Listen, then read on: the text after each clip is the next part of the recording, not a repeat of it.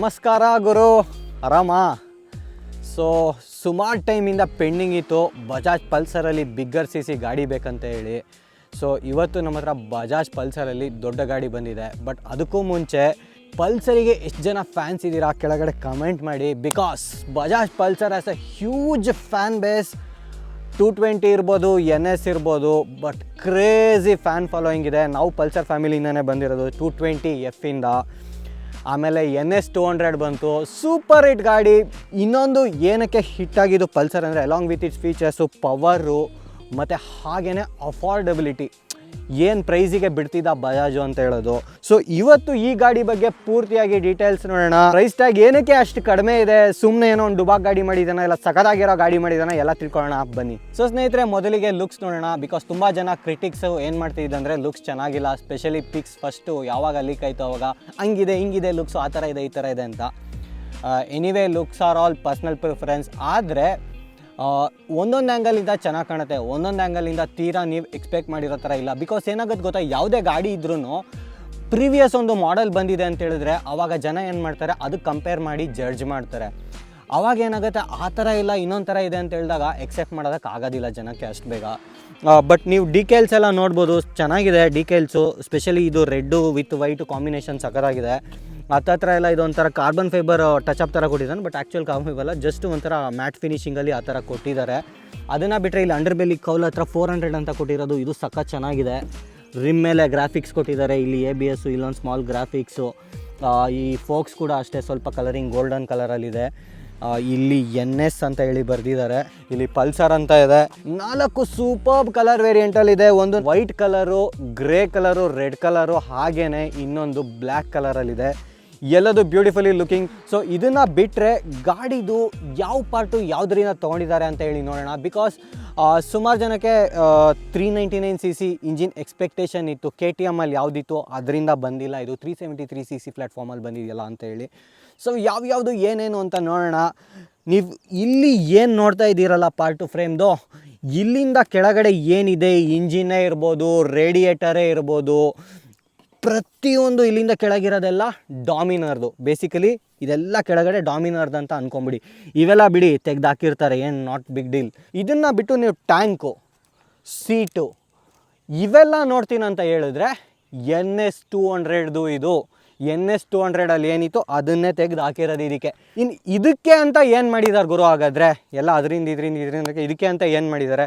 Basically again headlight ಇದಕ್ಕೆ ಅಂತಲೇ design ಮಾಡಿರೋದು, ಡ್ಯಾಶು ಇದಕ್ಕೆ ಅಂತಲೇ ಮಾಡಿರೋದು, ಹ್ಯಾಂಡಲ್ ಬಾರ್ಸು ಇದಕ್ಕೆ ಸ್ಪ್ಲಿಟ್ ಹ್ಯಾಂಡಲ್ ಬಾರ್ಸ್ ಬರೋಲ್ಲ ಇವಾಗ, ಇದಕ್ಕಂತಲೇ ಮಾಡಿರೋದು. ಹೈಡ್ರೋಫಾರ್ಮ್ ಅಂತ ಒಂದು ಟೆಕ್ನಾಲಜಿ. ಸೊ ಅದರಿಂದ ಮಾಡಿದ್ರೆ ವೈಬ್ರೇಷನ್ಸ್ ಎಲ್ಲ ಸ್ವಲ್ಪ ಕಡಿಮೆ ಆಗುತ್ತೆ. Costly process, but again vibrations ಕಡಿಮೆ ಆಗುತ್ತೆ ಅಂತ. ಸೊ ಸ್ವಿಚ್ ಟ್ಯೂಬ್ಸ್ ಎಲ್ಲ ಡಿಫ್ರೆಂಟ್ ಆಗಿದೆ.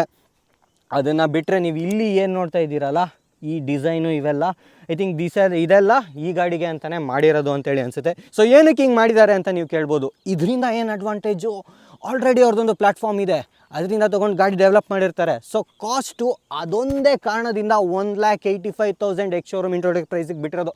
ಜಾಸ್ತಿ ಮಾಡ್ಬೋದು ಅಂತ 15,000. ಸ್ಟಿಲ್ ಇಷ್ಟು ಪವರ್ಫುಲ್ 400cc ಗಾಡಿ with all these it is getting. ಯಾರಿಗೂ ಕೊಡ್ತಾರೆ? ಯಾರೂ ಕೊಡೋಲ್ಲ ಮಾರ್ಕೆಟಲ್ಲಿ. ಸೊ ಇನ್ನು ಡೀಪ್ ಡೈವ್ ಮಾಡೋಣ. ಅದಕ್ಕೆ ಮುಂಚೆ ಗಾಡಿ ಕಂಪ್ಲೀಟ್ ಇನ್ನು ಕ್ಲೋಸಪ್ಪಲ್ಲಿ ನೋಡೋಣ.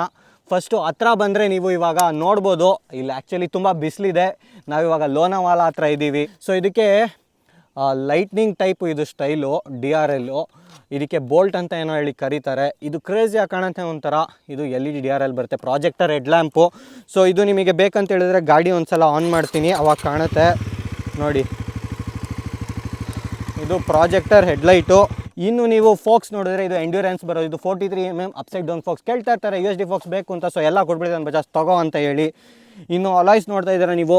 ಅಲಾಯ್ಸು ಬೇಸಿಕಲಿ ಇಲ್ಲೊಂದು ಸ್ವಲ್ಪ ಗ್ರಾಫಿಕ್ಸ್ ಇದೆ. ಹಾಗೆಯೇ ಇದು 110 ಸೆಕ್ಷನ್ನು ಟೈರ್ಸ್ ಬರೋದು, MRF ಟೈರ್ಸ್ ಬರೋದು.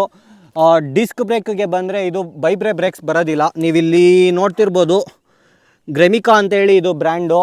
ಸೊ ಈ ಎಂಡ್ಯೂರೆನ್ಸ್ ಅಂತ ಹೇಳಿ ಯಾವುದು ಫೋಕ್ಸ್ ಇದೆಯಲ್ಲ, ಇದರದ್ದೇ ಕಂಪನಿ ರಿಲೇಟೆಡ್ ಏನೋ ಅದು ಗ್ರೆಮಿಕಾ ಅಂತೇಳಿ. ಸೊ ಇದು 320mm ಬರೋದು ಡಿಸ್ಕ್ ಸೈಜು ಫ್ರಂಟು. ಹಿಂದೆದು ಬಂದು 230mm. ಇನ್ನು ಅಲ್ಲಿಂದ ಹಿಂದೆ ಬರೋಣ. ಹಾರ್ಟ್ ಆಫ್ ದ ಬೈಕ್ ಏನಪ್ಪ, ಇಂಜಿನ್ ನೋಡ್ತೀರಾ ಅಂತ ಹೇಳಿದ್ರೆ ಸೇಮ್ ಹೇಳ್ದಂಗೆ ಡಾಮಿನರಲ್ಲಿ ಏನಿದೆ ಅದೇನೆ 373cc liquid cold single cylinder engine. ಇದು 40 PS ಪವರ್ ಪ್ರೊಡ್ಯೂಸ್ ಮಾಡುತ್ತೆ 8500 RPM ಅಲ್ಲಿ. ಹಾಗೆಯೇ 35 Nm ಆಫ್ ಟಾರ್ಕ್ ಪ್ರೊಡ್ಯೂಸ್ ಮಾಡುತ್ತೆ. ಬೇಸಿಕಲಿ ಏನಿದೆ ಡಾಮಿನರಲ್ಲಿ ಅದೇನೇ, ಒಂಚೂರು ಆಚೆ ಈಚೆ ಇದೆ ಪವರ್ ವೇರಿಯೇಷನ್ನು, RPM ಬ್ಯಾಂಡು, ಅಷ್ಟು ಬಿಟ್ಟರೆ ಎಲ್ಲದು ಸೇಮು, ಏನೂ ಡಿಫ್ರೆನ್ಸ್ ಇಲ್ಲ. ಇನ್ನು ನೋಡ್ತಾ ಇದ್ದೀರಾ ಇಲ್ಲಿ ಅಂಡರ್ ಬೆಲ್ಲಿ ಎಕ್ಸಾಸ್ಟ್ ಬಂದಿದೆ. ಸ್ವಿಂಗ್ ಆರ್ಮ್ ಕೂಡ ಅಷ್ಟೇ, ಇದು ಸ್ವಲ್ಪ ಡಿಫ್ರೆನ್ಸ್ ಆಗಿದೆ. ನಿಮಗೆ ಥಿಕ್ನೆಸ್ ಏನು ಬರುತ್ತೆ ಅಲ್ಲ, ಅದು ಒಂದು ಸ್ವಲ್ಪ ಜಾಸ್ತಿ ಮಾಡಿದ್ದಾರೆ ಇದಕ್ಕೆ, ಅದನ್ನೇ ಹೇಳ್ತಾ ಇರೋದು ಅವರು. ಹಿಂದೆದು ಟೈರ್ ಸೆಕ್ಷನ್ನು ಬಂದು 140 ಅಗೇನ್ MRF ರೆವ್ಸು. ಇದು ರೇಡಿಯಲ್ ಟೈರ್ಸು, ಅದು ನಾನ್ ರೇಡಿಯಲ್ಲು ಫ್ರಂಟಲ್ಲಿರೋದು. ಸೊ ಇನ್ನು ಹಿಂದೆಯಿಂದ ನೋಡ್ತೀರಾ ಅಂದರೆ ಗಾಡಿನ ಹಿಂದೆ LED ಟೈಲ್ ಲೈಟ್ಸ್ ಬರುತ್ತೆ, LED indicators, no cost cutting in indicators or anything. Of course premium flagship bike ಅಲ್ವಾ, ಹೆಚ್ಚು ಕಡಿಮೆ ಡಾಮಿನರ್ ಬಿಟ್ಟರೆ. ಟ್ಯಾಂಕ್ ಕೆಪಾಸಿಟಿ ಬಂದು 12 ಲೀಟ್ರು. ಇದ್ರದ್ದು ವೆಯ್ಟು ಬಂದ್ಬಿಟ್ಟು 174 kgಗಳು. ಡಾಮಿನರ್ ನಿಮಗೆ 192 193 ಏನೋ ಬರುತ್ತೆ ವೆಯ್ಟು. ಸೊ ಡಾಮಿನರಿಗೆ ಕಂಪೇರ್ ಮಾಡಿದ್ರೆ ನಿಮ್ಗೆ ಆಲ್ಮೋಸ್ಟ್ ಒಂದು 18-19 kg ಕಡಿಮೆ ಆಗುತ್ತೆ ಗುರು. That is the main thing. So almost ನಿಮಗೆ 165 mm ಏನೋ ಗ್ರೌಂಡ್ ಕ್ಲಿಯರೆನ್ಸ್ ಸಿಗುತ್ತೆ ಇದರಲ್ಲಿ ನಿಮಗೆ. 12 litre fuel tank already mention ಮಾಡ್ದಂಗೆ. ಸೀಟ್ ಹೈಟ್ ಬಂದು 807 mm. ಕಾಲು ಎಟಕ್ಸುತ್ತೆ, ನಾನು ಆಲ್ರೆಡಿ ಕೂತಿ ತೋರಿಸಿದೆ ನಿಮಗೆ. ಕಾಲು ಎಟಕ್ಸುತ್ತೆ, ಏನು ತೊಂದರೆ ಇಲ್ಲ. ಸ್ವಲ್ಪ ಕುಳ್ಳ ಇದ್ದರೆ ಚೂರು ಟಿಪ್ ಟಾಪ್ ಮಾಡಬೇಕಾಗ್ಬೋದು, ಬಿಕಾಸ್ ಸ್ವಲ್ಪ ವೆಯ್ಟು ಹೆವಿಯರ್ ಸೈಡಲ್ಲಿ ಅನಿಸುತ್ತೆ ಕಂಪೇರ್ ಟು KTM ಕೂದ ತಕ್ಷಣ. ಬಟ್ ರೈಡ್ ಮಾಡುವಾಗ ಹೇಗಿರುತ್ತೆ ನೋಡೋಣ. ಸೊ ಡಿಸ್ಪ್ಲೇ ನಿಮಗೆ ಇದು ರಿವರ್ಸ್ LCD ವಿತ್ ಕಲರ್, ಸ್ವಲ್ಪ ಕಲರ್ ಎಲ್ಲ ಮಾಡಿದ್ದಾರೆ ಟಚಪ್ಪು. ಬಟ್ ಡಿಸ್ಪ್ಲೇ ಬಗ್ಗೆ ನಾವು ಆಮೇಲೆ ಮಾತಾಡೋಣ. ಇನ್ನು ಇದನ್ನು ಬಿಟ್ಟರೆ ನಾವು ನೆಕ್ಸ್ಟು ಎಲೆಕ್ಟ್ರಾನಿಕ್ಸ್ ಬಗ್ಗೆ ನೋಡೋಣ. ನಿಮಗೆ ಇದರಲ್ಲಿ ಆ್ಯಕ್ಚುಲಿ ರೈಡ್ ಬೈ ವಯರ್ ಇದೆ, ಹಾಗೆಯೇ ABS ಕೊಟ್ಟಿದ್ದಾನೆ. ಡ್ಯುಯಲ್ ಚಾನಲ್ ABS ಬರುತ್ತೆ ಗಾಡಿಯಲ್ಲಿ. So depending on the modes ಅದು ಎಷ್ಟು ABS ಕಿಕ್ಕಿನ್ ಆಗಬೇಕು ಅದು ಕೂಡ ಚೇಂಜ್ ಆಗುತ್ತೆ. ಸೊ ಮೋಡ್ಸ್ ಅಂತ ಹೇಳಿದ್ರೆ 4 ರೈಡಿಂಗ್ ಮೋಡ್ಸ್ ಕೊಟ್ಟಿದ್ದಾನೆ, ರೋಡು, ರೈನು, ಸ್ಪೋರ್ಟು, ಹಾಗೆಯೇ ಆಫ್ ರೋಡು. ಈ ಮೋಡ್ಸ್ ಜೊತೆಗೆ ಟ್ರ್ಯಾಕ್ಷನ್ ಕಂಟ್ರೋಲ್ ಕೂಡ ಇರುತ್ತೆ. ಇದು ಬಿಟ್ಟರೆ ನಿಮಗೆ ಸ್ಲಿಪ್ ಆ್ಯಂಡ್ ಅಸಿಸ್ಟ್ ಕ್ಲಚ್ ಇದೆ. ಕನೆಕ್ಟಿವಿಟಿ ಮರಿಬಾರ್ದು ಗುರು, because every one needs it. ಈಗಿನ ದಿನದಲ್ಲಿ ಕನೆಕ್ಟಿವಿಟಿ ಇಲ್ಲ ಅಂದರೆ ಗಾಡಿನೇ ತೊಗೊಳ್ಳಲ್ಲ ಹುಡುಗರುಗಳು. ಸೊ ಬ್ಲೂಟೂತ್ ಕನೆಕ್ಟಿವಿಟಿ ಕೊಡ್ತಾನೆ ಗಾಡಿಯಲ್ಲಿ. ಇದು ನಿಮಗೆ turn by turn navigation, calls, pick, receive, SMS, network, ಸೆಲ್ಯುಲರ್ದು, ಬ್ಯಾಟ್ರಿ ಸ್ಟೇಟಸ್ಸು, ಇನ್ನೇನು ಗುರು ಬೇಕು ನಿಮಗೆ, ಮ್ಯೂಸಿಕ್ ಕಂಟ್ರೋಲು, ಎಲ್ಲ ಕೊಟ್ಬಿಟ್ಟಿದ್ದಾನೆ. ಇನ್ನು ಕೆಲವುದು ಸ್ಮಾಲ್ ಥಿಂಗ್ಸ್ ಟು ಹೈಲೈಟ್ ಅಂತ ಹೇಳಿದ್ರೆ ನಿಮಗೆ ಇದರಲ್ಲಿ ಚಾರ್ಜಿಂಗ್ ಸಾಕೆಟ್ ಕೊಡ್ತಾನೆ, but not USB Type-C. Hazard lamps ಕೊಡ್ತಾರೆ. ಹ್ಯಾಂಡಲ್ ಬಾರ್ಸು ನೀವು ಫ್ರಂಟು ಇಲ್ಲ ಹಿಂದೆ 5 mm ಅಡ್ಜಸ್ಟ್ ಮಾಡ್ಕೊಬೋದು. ಹಾಗೆಯೇ ಅಡ್ಜಸ್ಟಬಲ್ ಬ್ರೇಕ್ ಮತ್ತು ಕ್ಲಚ್ ಲಿವರು. ಹಿಂದೆದು ಸಸ್ಪೆನ್ಷನ್ ಮೋನೋಶಾಕ್ ಬರುತ್ತೆ ಸೇಮು, ನಿಮಗೆ ಪ್ರೀಲೋಡ್ ಅಡ್ಜಸ್ಟಬಲ್ಲು. ಇನ್ನೆಲ್ಲ ಡೀಟೇಲ್ಸು ನಾವು ಇವಾಗ ರೈಡ್ ಮಾಡ್ತಾ ನೋಡೋಣ. ಬಟ್ ಅದಕ್ಕೆ ಮುಂಚೆ ಒಂದ್ಸಲ ಎಕ್ಸಾಸ್ಟ್ ನೋಟ್ ಕೇಳ್ಬಿಡೋಣ. ಹತ್ತಿರದಿಂದ ಕೇಳಿಸ್ಕೊಳ್ಳಿ ಗುರು.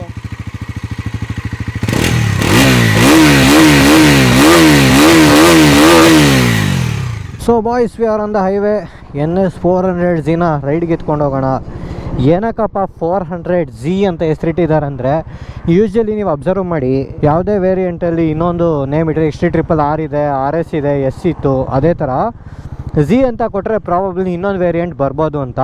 ಹಂಗೇನಾರ ಬಂದರೆ ನೆನ್ಪಿಟ್ಕೊಳ್ಳಿ, RRS ಹೇಳಿದರು ಅಂತ. ಸೊ ರೈಡ್ ಹೊರಡೋಣ ಬಾಯ್ಸ್.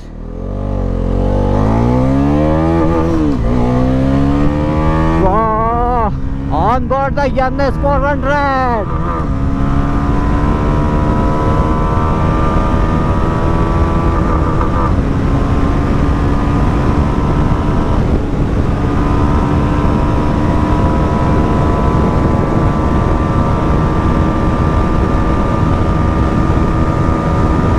ಫಿಫ್ತ್ ಗೇರು ಫುಲ್ ಥ್ರಾಟಲಲ್ಲಿ ಇದ್ದೀನಿ. Red line 6-2.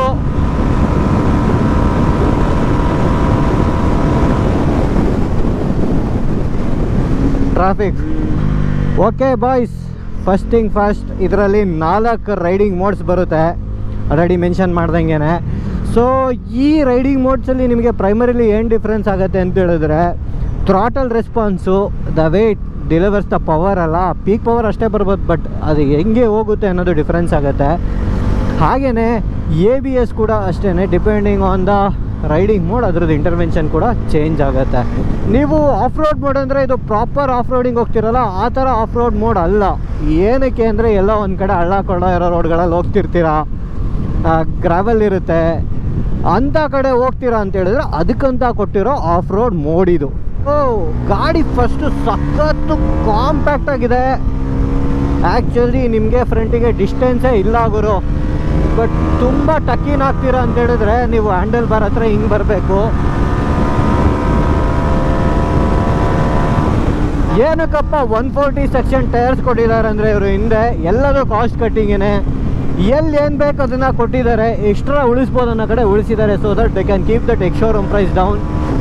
ಗಾಡಿ ಸಖತ್ತು ಸಣ್ಣದು ಅನಿಸುತ್ತೆ. ಈವನ್ ವೀಲ್ ಬೇಸ್ ಕೂಡ ಸ್ವಲ್ಪ ಕಡಿಮೆನೇ ಇದೆ ಅನ್ಸುತ್ತೆ ಇದು. ಆದರೆ ಒನ್ ಥಿಂಗ್ ಐ ಅಬ್ಸರ್ವ್ಡ್ ಅಂತಂದರೆ ಫ್ರಂಟು ಹೆವಿ ಇದೆ. Not like have you ride KTM. KTMಲ್ಲಿ ನಿಮಗೆ ಫ್ರಂಟ್ ಎಂಡ್ ಏನಿರುತ್ತೆ ಅಷ್ಟು ಲೈಟ್ ಎಕ್ಸ್ಪೆಕ್ಟ್ ಮಾಡಬೇಡಿ ಆಯಿತಾ. ಸ್ವಲ್ಪ ಹೆವಿ ಇದೆ. ಸೊ ಪ್ರಾಬಲಿ ನಾವು ಸ್ಲೋ ಮೂವಿಂಗ್ ಟ್ರಾಫಿಕ್ ಹೋದಾಗ ಅದ್ರ ಬಗ್ಗೆ ಇನ್ನೂ ಫೀಡ್ಬ್ಯಾಕ್ ಸಿಗುತ್ತೆ ನಮಗೆ, ನೋಡೋಣ. ಸೀಟು ಕುಷನು ನನಗೆ ಚೆನ್ನಾಗಿದೆ ಅಂತ ಅನ್ನಿಸ್ತು. So far no problem. ಒಂದ್ಸಲ ಪಿಕಪ್ ಚೆಕ್ ಮಾಡೋಣ. So if you are in that 7000 8000 RPM band ಪಕ್ಕಂದ ಬರುತ್ತೆ. ಎನಿಥಿಂಗ್ ಅಬೌವ್ 6 ಒಳ್ಳೆ ಪಿಕಪ್ ಸಿಗುತ್ತೆ ನಿಮಗೆ. ಬಟ್ ಸ್ಟಾರ್ಟಿಂಗು ತುಂಬ ಗೇರ್ಸು ಆರಾಮಾಗಿದ್ದೀರಾ ಪುಲ್ ಮಾಡ್ತೀನಿ ಅಂತ ಹೇಳಿದ್ರೆ ಇಟ್ ಟೇಕ್ಸ್ ಇಟ್ಸ್ ಟೈಮ್. ನಿಮಗೆ ಅಷ್ಟು ಫಾಸ್ಟಾಗಿ ಪುಲ್ಲು ಫೀಲ್ ಆಗಲ್ಲ ನೋಡಿ. ಒನ್ಸ್ ಇಟ್ 7K ಅಲ್ಲ, ಅಲ್ಲಿಂದ it will start to pull. So ಡಾಮಿನರ್ಗಿಂತ ನಿಮಗೆ ಆಲ್ಮೋಸ್ಟ್ 40,000 to 45,000 ಕಡಿಮೆ ಆಗುತ್ತೆ. ಇದು ಸುಮ್ಮನೆ ಅಲ್ಲ. ಅಷ್ಟು ದುಡ್ಡು ಕೊಟ್ಟು ನೀವು ಅದನ್ನು ತೊಗೊಳ್ತೀರಾ ಇದನ್ನು ತೊಗೊಳ್ತೀರಾ ಅನ್ನೋದು ತುಂಬಾ tough decision. Because that is a sports cruiser. ಇದು ಒಂಥರ street fighter bike. I would still prefer this. But ಏನಂದರೆ ನೀವು ಫಾರ್ವರ್ಡ್ ಸ್ಟ್ಯಾನ್ಸಲ್ಲಿ ಇರ್ತೀರಾ ರೈಡ್ ಮಾಡಬೇಕಿದ್ರೆ, ರಿಲ್ಯಾಕ್ಸ್ಡ್ ಆಗಿರೋದಿಲ್ಲ ತೀರಾ. ಅಗ್ರೆಸಿವ್ ರೈಡಿಂಗ್ ಪೋಸ್ಚರ್ ಅಂತ ಹೇಳ್ಬೋದು. ನೆಕ್ಸ್ಟ್ ಏನಂತ ಹೇಳಿದ್ರೆ ಗಾಡಿಯಲ್ಲಿ ವೈಬ್ರೇಷನ್ ಇದೆಯಾ? ಇದೆ. ಸ್ಪೆಷಲಿ ನೀವು ನ್ಯೂಟ್ರಲ್ ನಿಲ್ಸಿಂಗ್ ನೋಡಿದಾಗ ನೀವು ಮಿರರೆಲ್ಲ ಶೇಕ್ ಆಗ್ತಿರೋದು ನೋಡ್ಬೋದು. ಬಟ್ ತೀರಾ ಟಾಲರೇಟ್ ಮಾಡೋಕ್ಕಾಗದೇ ಇರೋ ಥರ ವೈಬ್ರೇಷನ್ ಏನಿಲ್ಲ. Over A period of time 1 ವರ್ಷ 2 ವರ್ಷ ಆದಮೇಲೆ ಹೇಗೆ ಇರುತ್ತೆ ಗಾಡಿ ಅಂತ ಅನ್ನೋದು ಇಂಪಾರ್ಟೆಂಟು. ಗಾಡಿಯಲ್ಲಿ ಇನ್ನು ಕೆಲವುದು ಏನು ಚೆನ್ನಾಗಿರ್ಬೋದಿತ್ತು ಅನ್ನೋದನ್ನು ನೋಡೋಣ. One thing to start from ಅಂತಂದರೆ ಡಿಸ್ಪ್ಲೇ. ಆ್ಯಕ್ಚುಲಿ ನಿಮಗೆ ಇಷ್ಟು ದೊಡ್ಡದು ಅನಿಸುತ್ತೆ, ಆದರೆ ಇದರಲ್ಲಿ ವರ್ಕ್ ಆಗೋ ಡಿಸ್ಪ್ಲೇ ಇರೋದು ಇಷ್ಟೇ ನಿಮಗೆ. ಇಲ್ಲಿ ನಿಮಗೆ ಸುಮಾರು ಡೀಟೇಲ್ಸ್ ಎಲ್ಲ ಕೊಡುತ್ತೆ, ಟ್ರಿಪ್ಗೆ ಸ್ಪೀಡು ಅದು ಇದು ಎಲ್ಲ. ನಾವು ಕರೆಂಟ್ಲಿ ಸ್ಪೋರ್ಟ್ಸ್ ಮೋಡಲ್ಲಿ ರೈಡ್ ಮಾಡ್ತಾಯಿದ್ದೀವಿ. So the most aggressive riding mode that is available ನಾವು ಯೂಸ್ ಮಾಡ್ತಾಯಿದ್ದೀವಿ. ಟೈಮ್ ತೋರಿಸುತ್ತೆ, ಗೇರ್ ಇಂಡಿಕೇಟರು, ಫ್ಯೂಯಲು, RPM ಎಲ್ಲ ಇದೆ. ಇಲ್ಲಿ ರೈಡಿಂಗ್ ಮೋಡ್ಸ್ ತೋರಿಸುತ್ತೆ ನಿಮಗೆ. ಆದರೆ ನೋಡಿ ಸಖತ್ತು ಸಣ್ಣ ಇದೆ ಇದು. ಇನ್ಸ್ಟ್ರೂಮೆಂಟ್ ಕ್ಲಸ್ಟರಲ್ಲಿ ಏನು ಮೆನ್ಷನ್ ಆಗಿದೆ ಎಲ್ಲ ತುಂಬ ಸಣ್ಣದಾಗಿದೆ, ಜಾಸ್ತಿ ದೊಡ್ಡದಾಗಿಲ್ಲ. ಅದೊಂದು ನನಗೆ ಅನ್ನಿಸ್ತು. ಆಮೇಲೆ ಈ LCD ಡಿಸ್ಪ್ಲೇ ತುಂಬ ಅಷ್ಟು ಕ್ಲಿಯರಿಟಿ ಸಿಗಲ್ಲ ನಿಮಗೆ. ಗಾಡಿ ತುಂಬಾ ಕುಣಿಯುತ್ತೆ. ರೋಡು ಸ್ವಲ್ಪ ಬಂಪಿ ಇದ್ದರೆ ಹ್ಯಾವ್ ಟು ಬಿ ಕೇರ್ಫುಲ್. ಗಾಡಿ ತುಂಬ ಅಜೈಲ್ ಆಗಿ ಇದೆ. ಅಂದರೆ like the moment you start riding and pick the speed. But ಸ್ವಲ್ಪ ಸ್ಲೋ ಇರಬೇಕಿದ್ರೆ ಹೆವಿನೆಸ್ ಫೀಲ್ ಆಗುತ್ತೆ ಫ್ರಂಟ್ ಆ್ಯಂಡಲ್ಲಿ. ಸ್ಪೆಷಲಿ ನಿಲ್ಲಿಸಿದಾಗಲೂ ಅಷ್ಟೇ, ಅದು ಕೂತ ತಕ್ಷಣ ಸ್ವಲ್ಪ ಹೆವಿನೆಸ್ಸು ಅದು ಫೀಲ್ ಆಗುತ್ತೆ. ನಾಟ್ ಲೈಕ್ ಡಾಮಿನರ್, ಬಟ್ ತೀರಾ ನಿಮಗೆ KTMಲ್ಲಿ ಎಕ್ಸ್ಪೆಕ್ಟ್ ಮಾಡ್ತಿರಲ್ಲ ಅಷ್ಟು ಲೈಟ್ ವೆಯ್ಟ್ ಅಂತಲೂ ಅನ್ಸೋದಿಲ್ಲ. ಗಾಡಿಯಲ್ಲಿ 0 to 60 0 to 100 ನೋಡೋಣ. ಸ್ವಲ್ಪ ಅಪ್ಪೀಲ್ಸೇ ಇದೆ ಇದು.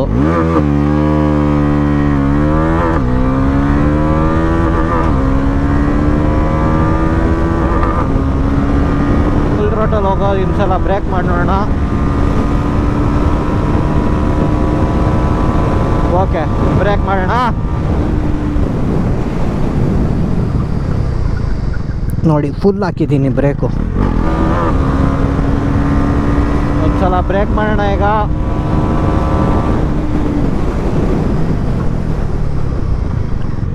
ಬೈಟು ಇನ್ನೊಂಚೂರು ಜಾಸ್ತಿ ಇರ್ಬೋದಿತ್ತು ಬ್ರೇಕಿಂಗು, ಬಟ್ ಓಕೆ. ಸೊ ಸ್ನೇಹಿತರೆ, who will upgrade to this bike? That is the question. ಯಾರಿಗಪ್ಪ ಇದು ಗಾಡಿ, ಯಾರು ತೊಗೊಬೋದು? ಸುಮಾರು ಜನ ಒಳ್ಳೆ 400cc ಗಾಡಿ ಬೇಕು ಅಂತ ಇರೋರು ಆಟೋಮೆಟಿಕಲಿ ನನಗೆ 2 ಲಕ್ಷ ಬಜೆಟ್ ಇಟ್ಕೊತೀನಿ ಅಂದರೆ ಅವ್ರು ತೊಗೊತಾರೆ. ಎಲ್ಲರೂ 4-5 ಲಕ್ಷ ಸ್ಟ್ರೆಚ್ ಮಾಡೋದಕ್ಕೆ ರೆಡಿ ಇರಲ್ಲ ಗುರು. ಇನ್ನು ಕೆಲವರು 220 ಇಟ್ಟಿರ್ತಾರೆ, NS 200 ಇಟ್ಟಿರ್ತಾರೆ. ಆಲ್ರೆಡಿ ಒಂದು ಸುಮಾರು time ಓಡಿಸ್ಬಿಟ್ಟಿರ್ತಾರೆ.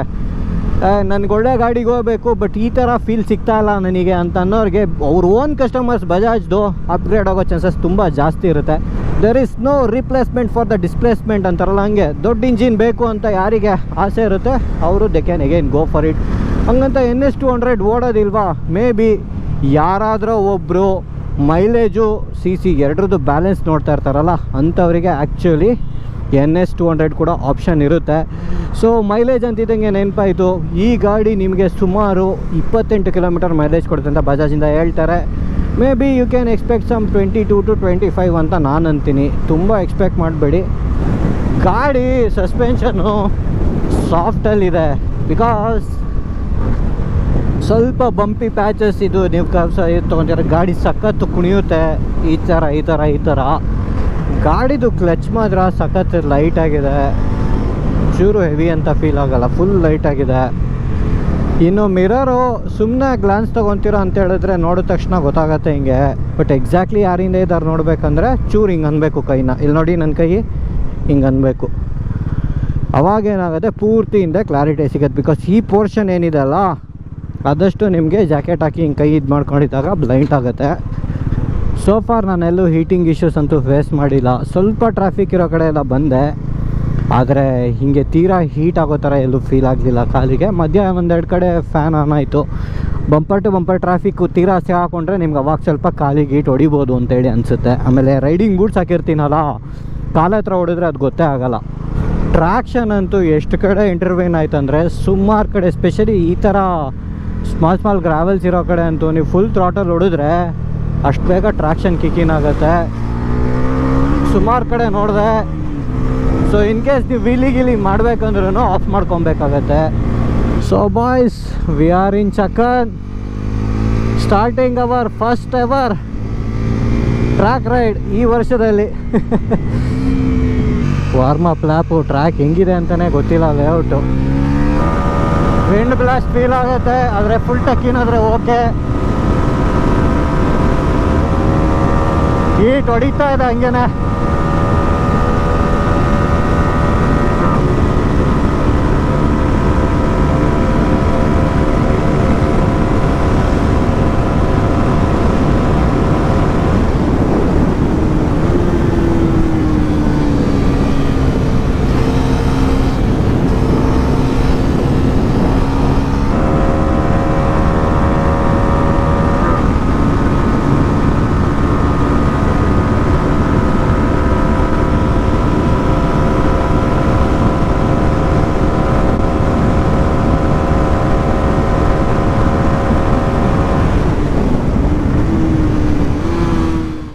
So boys, track experience ಬೊಂಬಾಟಾಗಿತ್ತು. ಫಸ್ಟ್ ಟೈಮು ಈ ಚಕನ್ ಪ್ಲ್ಯಾಂಟಲ್ಲಿ ಹಾಗೇ NS400 ಜೊತೆ ಒಂದು ಸ್ವಲ್ಪ ಥಿಂಗ್ಸ್ ನನಗೆ ಚೆನ್ನಾಗಿರ್ಬೋದು ಅನಿಸಿದರೆ, ಎಸ್ಪೆಷಲಿ ಸಸ್ಪೆನ್ಷನ್ ಸ್ವಲ್ಪ ಸಾಫ್ಟ್ ಇದೆ ಅಂತ ಅನ್ನಿಸ್ತು. ನೀವು ತುಂಬ ಹಾರ್ಡಾಗಿ ಪುಷ್ ಮಾಡಬೇಕಿದ್ರೆ, ಬಿಕಾಸ್ ಸ್ವಲ್ಪ ವೀವಿಂಗ್ ಇದೆ.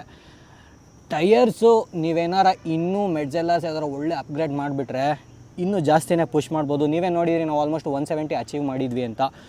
ಬಟ್ ಕನ್ಸಿಡರಿಂಗ್ ಇದು ಯಾವ ವ್ಯಾಲ್ಯೂಗೆ ಗಾಡಿ ಬರುತ್ತೆ, ಟ್ರ್ಯಾಕಲ್ಲಿ ಓಡಿಸೋದಕ್ಕೆ ಸಖತ್ತಾಗಿತ್ತು. ನೀವೇ ನೋಡಿದ್ರಿ ಹೇಗೆ ರೈಡ್ ಮಾಡಿದ್ವಿ ನಾವಂತ, ಒಳ್ಳೆ ಫೀಲ್ ಸಿಕ್ತು ಅಂತಲೇ ಅನ್ಬೋದು.